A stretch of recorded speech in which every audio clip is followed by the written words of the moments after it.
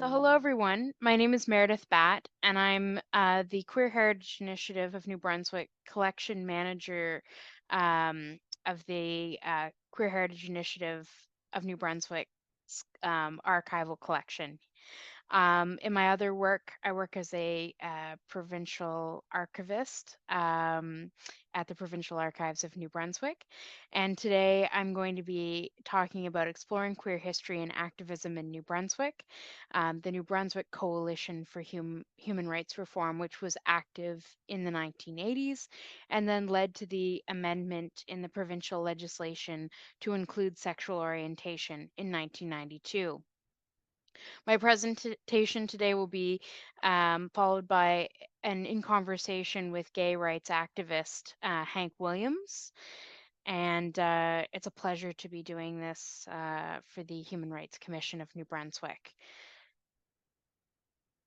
So the amendment to include sexual orientation in the province's human rights legislation provided legal protections for lesbian, gay, and bisexual New Brunswickers. So before 1992, being openly gay came with the risk of being fired by an employer. Folks could be refused housing. People could be subject to violence, and discrimination could occur, and there would be no recourse. There would be no protection to prevent this discrimination. For example, one of the articles that I found in some of the research that I was doing was talking about the chief of police in the Moncton area was interviewed in this newspaper clipping from 1986. So about 6 years before provincial protections came in to prevent this kind of discrimination in the workplace. But the title reads, Cahoon and McGowan support move to keep gays off police forces. So that's just an example where people could be refused and discriminated against when trying to access employment during the 1980s and even beforehand. So to give you a brief overview about the Coalition for Human Rights Reform, which was founded in 1987, and from 1987 to 1992 played a pivotal role. So this work had spanned, decades, and we have the protections that we do today thanks to the work of queer activists across the province that were part of this this group. And so a lot of the coalition members were actually, they'd come out of other gay liberation activist groups like FLAG and Gays and Lesbians of Moncton. But I'll get into that more in a minute. But the logo that was chosen by the Coalition for Human Rights Reform was the pink triangle, an homage to homosexuals and gay men who were imprisoned and had died in concentration camps during the Second World War when they were imprisoned based on their sexuality and discriminated against. And so it's a very powerful symbol that we see across the globe used, and especially during the AIDS crisis, the downward pointed pink triangle became a symbol of resistance and of liberation. And so in the 1970s and into the 1980s, around Atlantic Canada, we see a number of different queer liberation organizations that are forming, including Fredericton Lesbian and Gays, which was known as FLAG. So that organization formed in 1979, and it had come out of another organization that was started by a person named Keith Sly in 1974. And then it was taken over by Hal Hines, who's pictured there. Hal was a longtime lesbian and gay activist. He was the founder of FLAG, quite by accident. He sort of became involved, but then started doing a lot of work. He helped find AIDS New Brunswick, and he helped establish the Coalition for Human Rights Reform. So Flag had provided much needed um, queer social space and helped really um, helped queer people around the province connect in the days before gay bars. So often people would drive around the province to come to Fredericton, or in some cases they would go to St. John to attend house parties. But we have accounts of people from Moncton, the Moncton area, and St. John coming up to Fredericton and attending flag dances. There was also a lot of social stigma at the time that prevented people from having open and honest conversations about their sexuality with family and friends. And there was the volunteer run phone line, or flag line as it was known, and it was called then, that really helped people who were questioning their sexuality feel less isolated, and they could call and talk with um, different people who were volunteers who were manning the phone line. And I think actually Hal had the line installed in his house. Hank will be able to provide a bit of information about that later, I'm sure.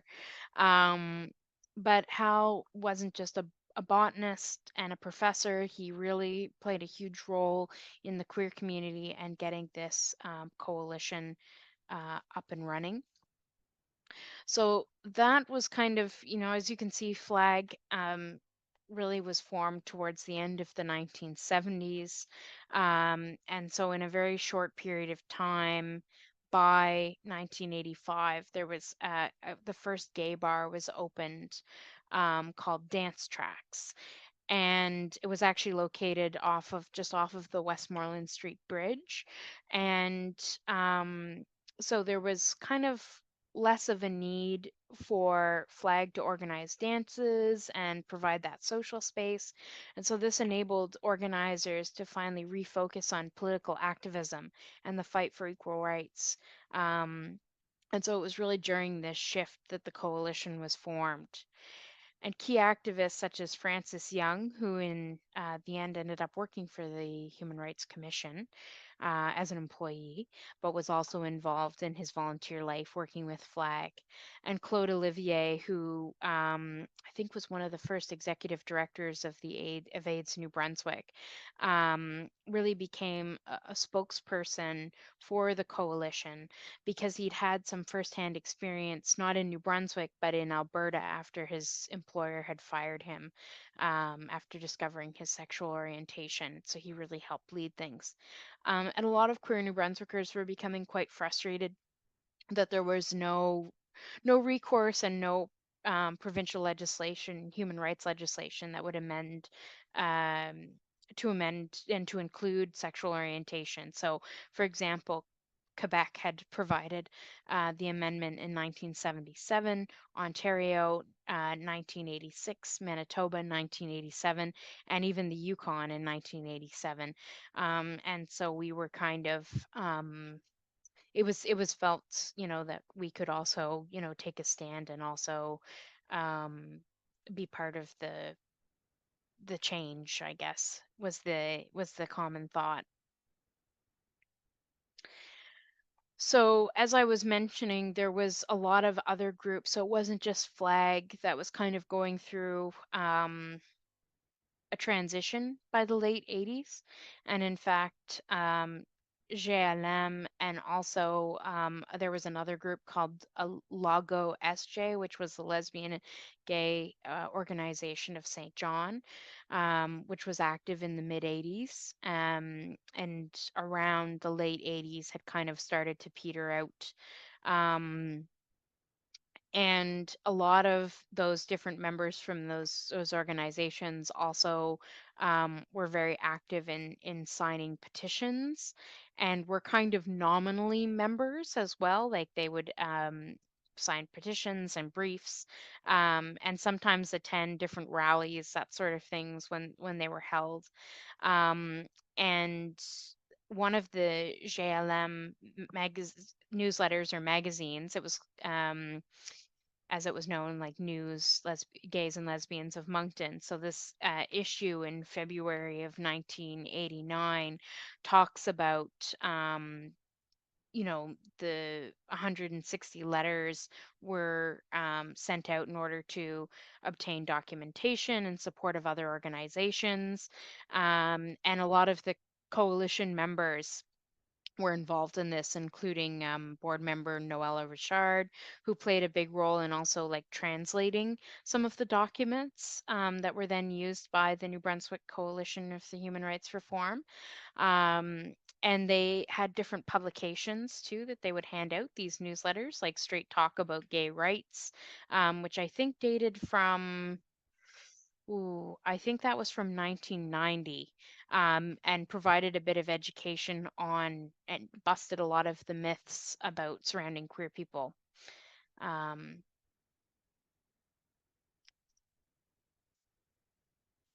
so the group successfully lobbied the Liberal government of the time, which was under Premier Frank McKenna, and McKenna appointed the provincial ombudsman and local Fredericton lawyer Charles Ferris to conduct the review in the 1990s. And of course, this was under a climate too of it wasn't just the pressure. The pressure was mounting for several different reasons. There was a lot of public fear and social stigma still from the HIV/AIDS crisis, and they were starting to. Well, it was nothing new since the early 80s, but there was a lot of discrimination that people were facing in the workplace due to HIV and AIDS, and there were homophobic attacks. We actually ended up seeing there's newspaper clippings too of people being assaulted on Fredericton Green and on other places into the late 90s and early 2000s for being queer. Um, and um, so Ferris ended up writing a report called Towards a World Family, in which he called for amendments that would need to be made to the province's human rights legislation. And I believe in the Towards a World Family, it wasn't just protections for LGBTQ people. There was other um, things related to single parent families and other stipulations, but it mainly focused on asking for sexual orientation to be included in 1990. So the Coalition for Human Rights Reform ended up creating a brief. And at one point, they asked in the brief that they then presented to the Standing Committee on Law Amendments of the Legislative Assembly of New Brunswick in response to the Ferris report. And they wrote, "Who are we? We are your sons and daughters, sisters and brothers, co-workers, friends, and loved ones. In New Brunswick, as anywhere, we exist in all economic classes and include members of every racial, religious, cultural, and political group. Most of us are very discreet about our sexual orientation in order to avoid discrimination and rejection. The typical gay person cannot be identified by manner, clothing, or occupation." So again, busting those myths surrounding the queer community. So there were hearings that were held by that legislative committee. They were held in 1991, and they presented the brief. Part of what I just read out. It was I think like a 20-page brief, and it covered topics based on conditions for queer people around the province, lesbian and gay bisexual people at the time, mainly are the terms that we find used, and what we now use the umbrella term to refer to as queer. And really, the brief dispelled a lot of myths on same-sex relationships, about child abuse, mental health, and prejudice.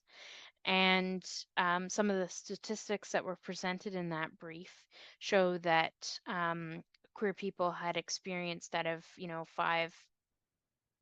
50,000 adult New Brunswickers, um, 80% uh, reported that there had been violence, and that there was also discrimination when they had been trying to access a public service due to their sexual orientation.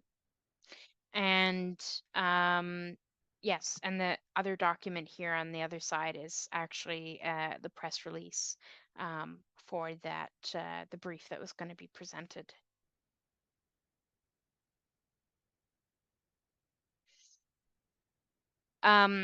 Now, the amendment was slowed down by several things, including a provincial election in 1991.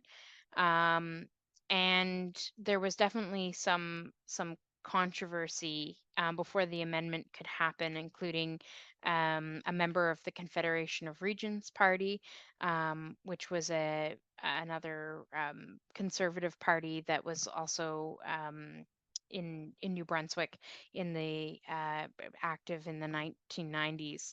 And one of the members, Greg Hardgrove, had really strongly opposed the amendment and had even been quoted as saying that the amendment would allow men to marry livestock, which was blatantly untrue, and that appeared in the Telegraph in May 1992.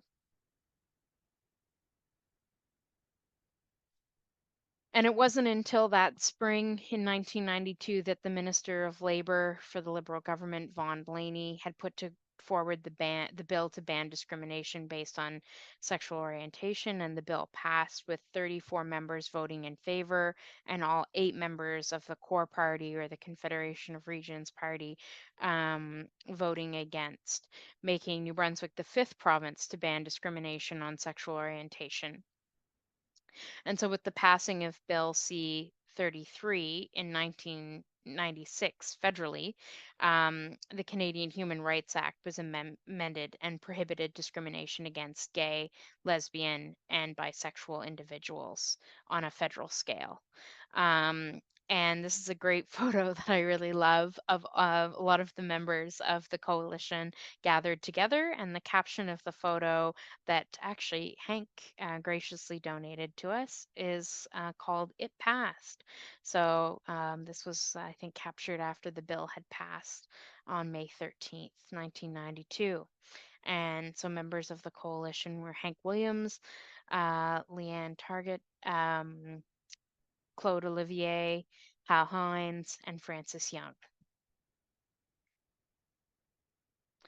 Now, when we look at protections for gender identity, that occurred much later in 2017. And there were a lot of different people who were involved in pushing for that, including Michelle Leard, who started the group UBU Atlantic in the Moncton and Sackville area. And yeah, so protections came in 2017 and provided protections for trans or gender diverse people. So it's still fairly recent that we've had these protections.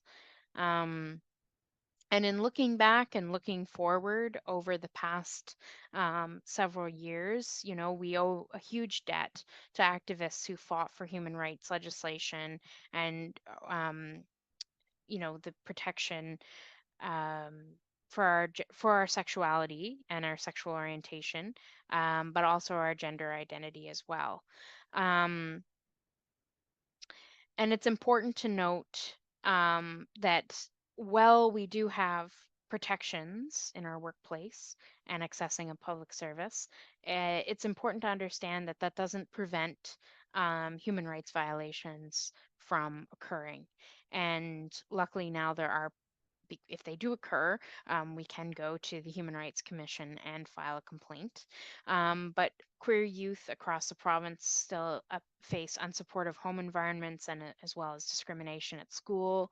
And especially in rural communities, there's a real lack of access to supports and gender affirming care. And in recent years, many New Brunswickers have also been subject to conversion therapy, and that became illegal in Canada with the passing of Bill C4 in January of 2022. However, it doesn't mean that that still might occur in different communities, even though it is illegal, and there is now some recourse to prevent it. So that's where things have stood over the past 32 years since um, uh, the amendment happened. And I'm going to turn it over to Hank now so that we can talk and discuss a little bit more about his reflections on the coalition and the work that the coalition did. So I'm just going to end my slideshow here. Welcome, Hank. I'm wondering if you could start off by speaking a little bit about your past and what led you to activism in the LGBTQ community. Well, my name is Hank Williams, not named for the singer. I got involved primarily because I had a twin brother who was gay as well. And he lived in Atlanta, and I wanted to try to, wouldn't say emulate him, but I wanted to get involved because it certainly seemed like something worth doing. I was a teacher at the middle school level, and I don't know whether it was whispered behind my back that, oh, he's gay. I don't know that it really bothered me that much. It eventually came out. And this was before the amendment was done, so that it made you feel good to know that despite the fact that I could have lost my job and everything, the situation where I taught and everything, I guess I had been there long enough that people either understood or didn't care. And I sort of pushed the envelope, I think is the expression, and I would speak to classes at UNB. Sandy Byers was doing she was doing a class on sex education. I don't know exactly what you'd call it, but I would be asked to come and speak to a group on being gay, and it was a very liberating feeling. I don't know what else to say other than while you were doing your presentation on FLAG and human rights reform, I would like to add something. It's very dear to my heart, as you can possibly tell from my voice. Besides everything going on in New Brunswick, and in northern Maine, there was a group. It was called Northern Land and Nord. And it was run by Dick Harrison and his partner, Phil Bushy. And they did for Northern Maine what we try to do here. And I guess the reason I'm getting choked up a bit is because Phil just recently passed away. And I want everyone to know just exactly what he and Dick and everything meant to the people of Northern Maine. The name was Northern Land and Nord because, of course, there's so many French people up in there. But you just can't believe the work they did. And I refuse to shut up about it because they were so important to us. And now I'll try to compose myself. Yes, please take your time, Hank. But it's that's amazing, and I don't actually know that I knew that connection that Northern Lambda Nord had served as a role model for FLAG. And I know that the two were very linked, that there were a lot of members that participated in both, and they were active around the same time. And I think actually Northern Lambda Nord went for even longer. But it's interesting to see that they that they really served as a role model. Very probably they did because their chief, one of the things they wanted to do was what they called in Maine pass the gay rights bill. And it was a long slog too. The nice thing about all of the activism was Aroostook County in particular being such a rural area, it was virtually impossible for people to meet. There was no bar, there was nothing like that. And yet they provided the social aspect that was needed, just as FLAG did until the bar opened and we became more interested in the political part of things. So they need to be remembered. Mm-hmm. Absolutely. Absolutely. Mm. Um, so you grew up in Alabama Grew up in Alabama. and you came to New Brunswick in the early 70s. Yes. And so what were some of your early experiences in the city as an open openly gay person? Um, I, to be honest with you, I don't remember once I came out, and that was in '84. Mhm. Um, I don't remember a lot of problems. Mind you, I didn't go out and advertise, as it were. The odd enough thing is that people would talk about abuse, verbal abuse, or physical abuse. And the only time I ever had problems with physical abuse was I was actually in Bangor, Maine, and I was attacked there. And Mm. that's an entirely different story because it leads into a story of Charlie, and I can't, of course, all of a sudden the name rings me, or leaves me, but there was a gay man in Bangor who was attacked and actually murdered. They threw him into Kentucky Stream and he drowned. And I don't think the same thing could have happened to me, but it turns out that the people who attacked me were the ones who attacked him.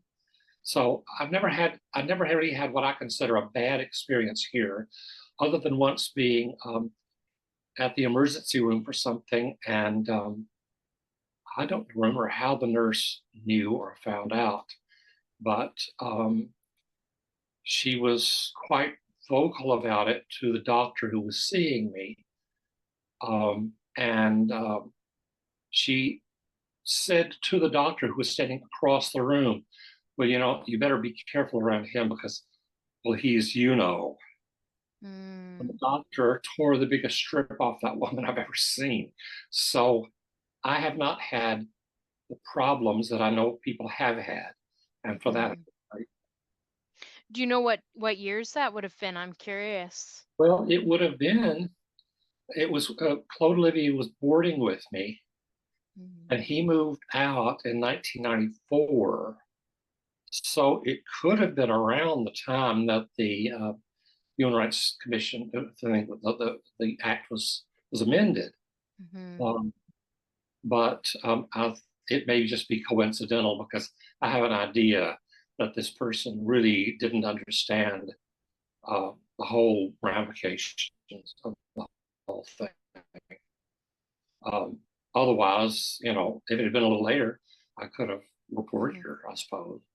But it would have been it was been right around the time the amendment was passed, I think. Right. Right on. Hmm. So, what do you remember as being some of the most pressing challenges for the coalition when they were lobbying the government to change the the the human or to allow for sexual orientation to be covered under human rights legislation?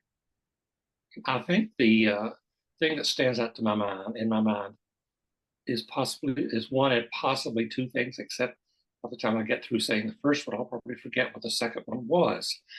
But the coalition, as I remember it, was formed because the dances for Flag were waning. We just weren't having the attendance. People would come to the dance and they'd stay about an hour, and then they'd go to the club.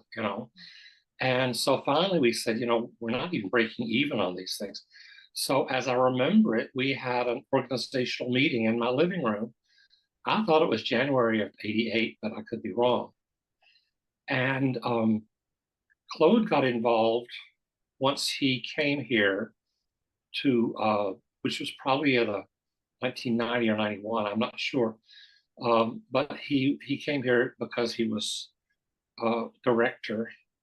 I don't remember exactly what all his title was for AIDS New Brunswick, but he helped found AIDS New Brunswick, I guess you'd say. Um, and he had a wealth of information and expertise as to how to get things done. And one of the things I remember he did was he wrote a proposal, and I thought it went to the Chicago Resource Center, but I'm not sure, for a study to be done in the schools, I believe, of New Brunswick. And the upshot of it all was we got a grant. It may have been a federal grant here. And we hired Leanne Target because I believe she was a social work student at the time. And she put together this not so much proposal, what's the word I want, a survey. And it was printed, I mean, it looked as professional as all get out. I was very impressed. And the idea was it was printed up and it was sent to every guidance counselor in the province. And the one thing I remember thinking was, I wonder how many people are going to put this in the back of a drawer in a file cabinet, and it will never see the light of day. But that's one of the things we had to take, one of the risks we had to take. I think the other thing you already touched on, and that was the reaction from CORE. And as I remember it, they got elected because, I don't know how well I can say this without stepping on toes, but it always seemed to me that they were very anti-bilingual, all right? And so consequently, they turned out to be more conservative than conservatives. And it came as no surprise when they came out about it, But at the same time, I thought, well, you can say what you like about our being a rural province and everything, but we've got right on our side. And the citizens of the province realized that. And so consequently, it passed.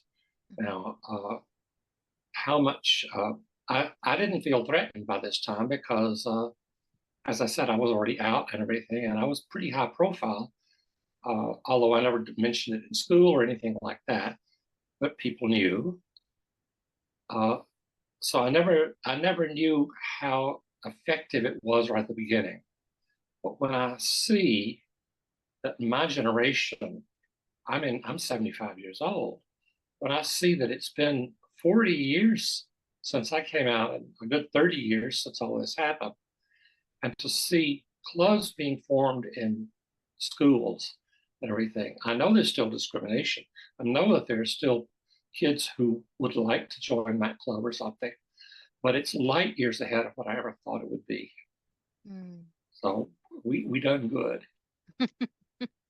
That's a good way of putting it. And of course, as a teacher, you must have really seen, the leaps and bounds. And I remember asking you in previous projects that we've done together if you had known of any teachers who had been discriminated on. I believe you had said that you hadn't received discrimination in the classroom.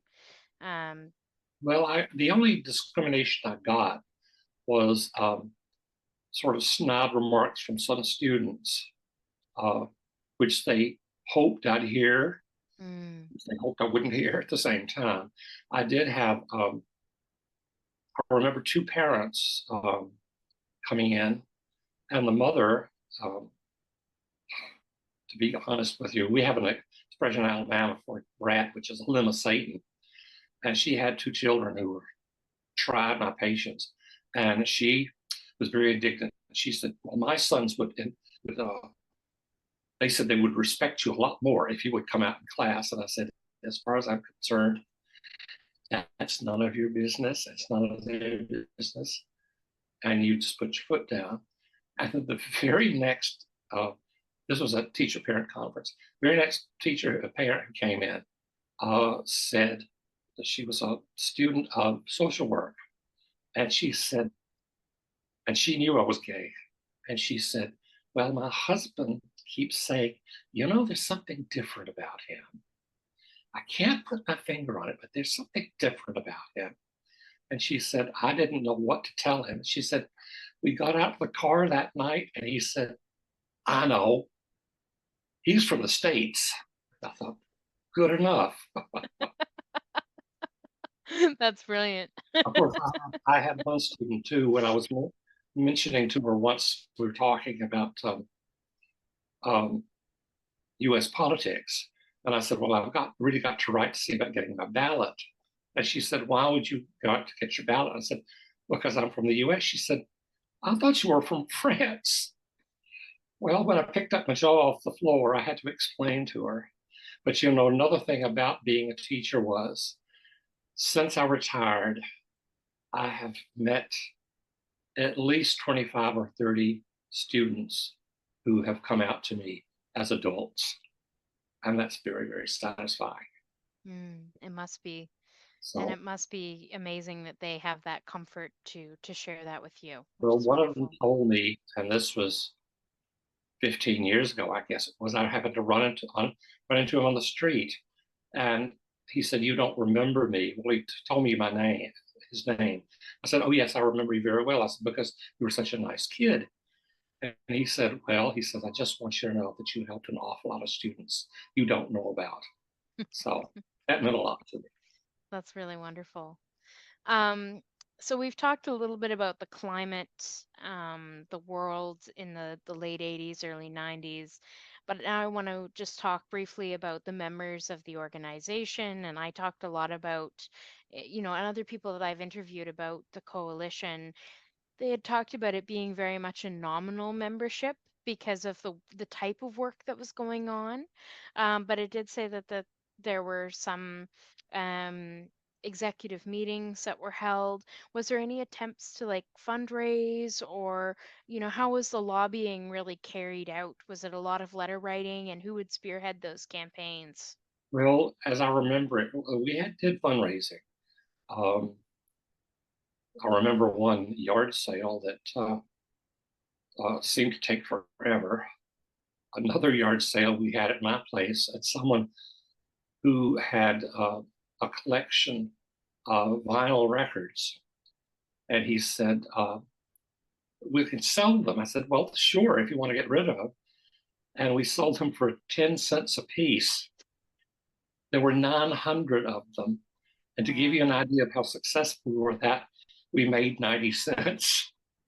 So things like that stick out in your mind.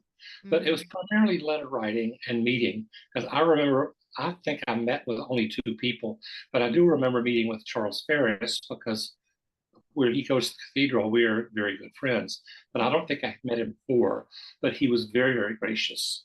mhm, And so it was, and Claude was very much behind a lot of that, as was mhm, Hal, because they knew what to do. mhm. Uh, we, for the longest kind of time, we could not print anything in the Gleaner because they would not, the publisher would just not let us do that. Um, I don't remember if we ever got through to them, but after we passed it, I guess there wasn't really a need to. Right. Mhm. And you get a lot of free publicity when you get things like that article you showed about men marrying their livestock. So Yeah. that speaks volumes uh, against that sort of thing. So, Yes, and do you remember the reaction to that comment at all? Like, we obviously saw it in well, the newspaper, but I heard a story, and how true it is, I don't know. But supposedly, the day after that, somebody from the legislature, who I won't mention, took a life-size blow-up balloon of a sheep, filled it with helium, and it was floating outside the legislature window, going back and forth while somebody was going on about how this is going to destroy family and everything. I would love to think that's true. but But it's the first I've heard of it. But that sounds amazing if it was. yeah. That's great. Um, so I guess like for my last question, Mhm. um, what are some things that you've noticed that have changed? What are some areas that we need to improve upon? Like you said, you're, and I don't want to out you for your age, but because you've said it, you're looking back at this with, 75 years of knowledge, as you said. Um, what are some reflections that you have? Well, on the plus side, we've got gay pride. We've got Hmm. we have a parade. I'm very proud to say I was chosen to be the um, marshal, the very first one. But there was a situation at home where a person said to me, he very internalized homophobia. I Hmm. guess he was very scared that because he knew me, he would be outed as well. So I said, okay, I backed down. But 2 years later, I got to do it, so that was fine.